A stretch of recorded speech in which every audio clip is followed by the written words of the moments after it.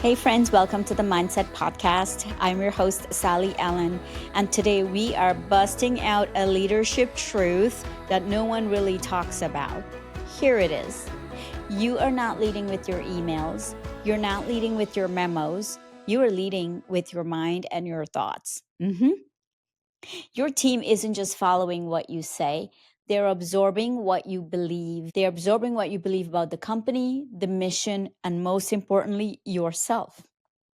Listen, I know what you're thinking. Come on, Sally, my team can't read my mind. They can't. Of course they can't. But they can read your energy. And energy is just your thoughts getting loud without asking permission. Researcher call this limbic resonance. In plain English, what that means is your team nervous system are like humans' Wi-Fi routers, and they're picking up your emotional signal even before you click on the first slide.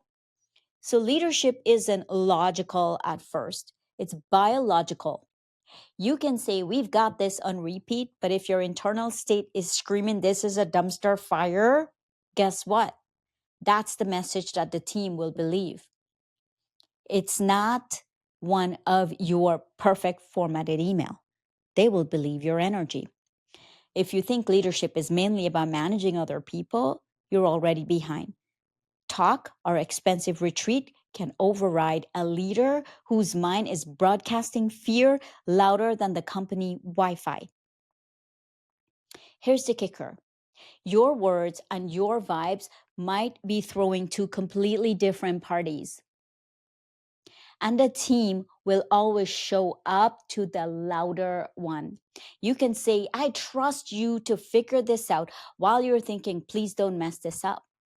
What they will feel is not trust. You can roll out a new project while internally calculating all the ways it could implode.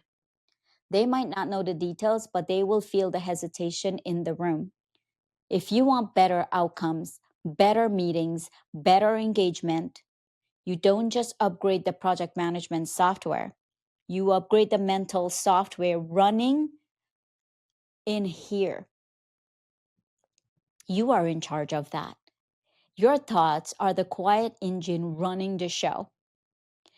Just like any engine, if the internal parts are worn out, misaligned, or dirty fuel, running on dirty fuel, the whole machine struggles, no matter how shiny the outside looks. Now, don't worry.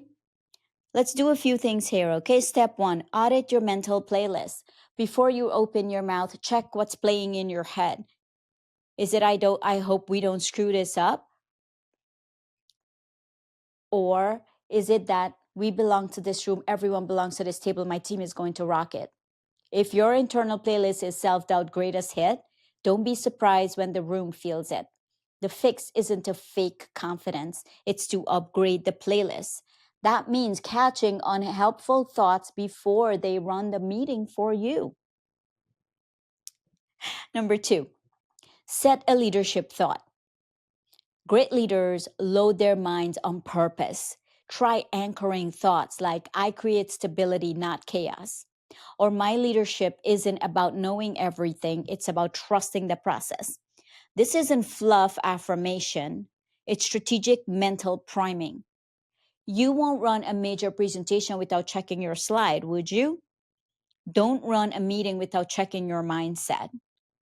Number three, lead with emotional intent. Ask yourself, what do people want to feel when they leave this interaction?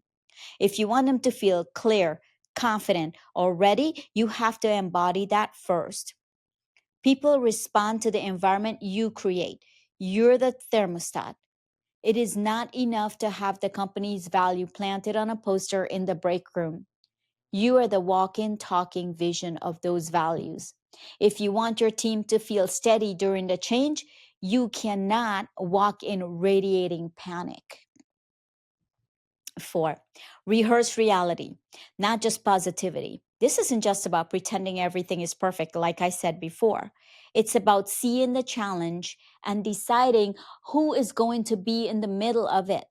Visualizing yourself navigating the real issues without losing composure.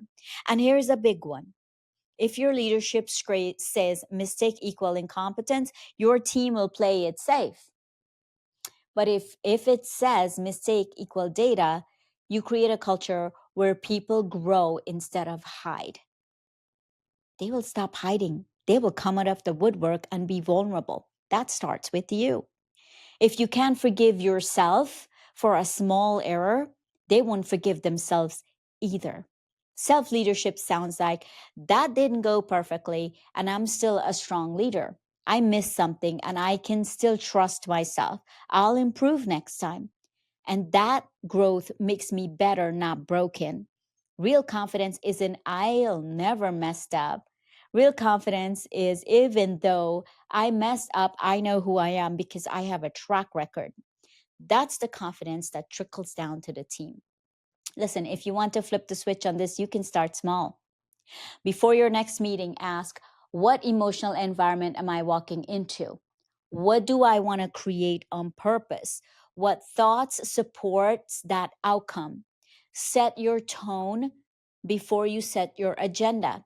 This is where self leaders become contagious.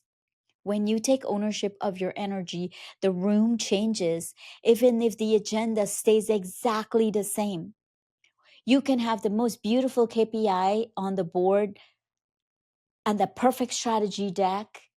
But if your energy says panic or doubt, people will feel it. They will follow it. So, you know what to do. It's what you show them in every unspoken signal. Send the right smoke signal. Every moment between the bullet points and every ounce of belief you carry into the room, send it to your team. Or listen, let's land this plane. You're not just managing tasks. You're shaping environments, you're shaping possibilities, you're shaping culture.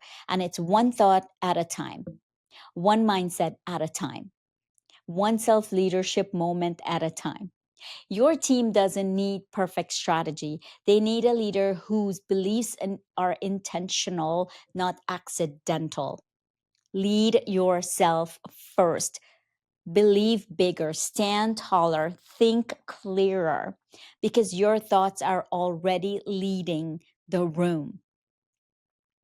So, with that, just know that your thoughts and what you think is more important than what you say. Your energy walks in the room before you do. Friends, that's a wrap for today's episode. If this episode sparks something inside of you, share it with a friend and come hang out with me on YouTube and Instagram. And as I like to say at the end of every episode, if you change your mindset, you can change your life. Have an amazing day. See you in the next episode.